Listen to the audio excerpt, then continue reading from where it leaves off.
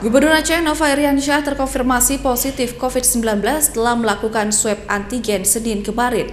Saat ini Nova dan keluarga sedang melakukan isolasi mandiri di rumah dinas Gubernur Aceh.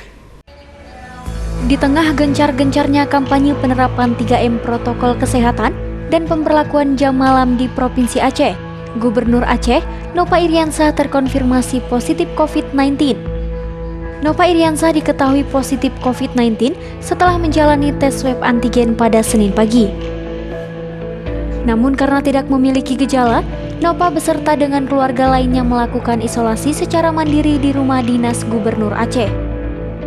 Kabag Humas dan Media Massa Biro Humas dan Protokol Setda Aceh, Dedi Andrian, Gubernur Aceh, Nova Iriansyah positif COVID-19 dan kini sedang isolasi mandiri. Bapak Gubernur terpapar COVID berdasarkan hasil swab tadi pagi, hasil PCR-nya, dan memang Gubernur selama ini rutin melakukan PCR setiap Senin pagi. Dan alhamdulillah kondisinya itu OTG ya, sekarang dalam kondisi baik dan saat ini isolasi mandiri di rumah. Adapun untuk kegiatan aktivitas pemerintahan, insya Allah berjalan lancar karena nanti jika ada rapat-rapat mungkin bisa dipimpin secara daring. Hingga kini, aktivitas perkantoran pemerintah Aceh masih berjalan normal dan belum dilakukannya penutupan sementara.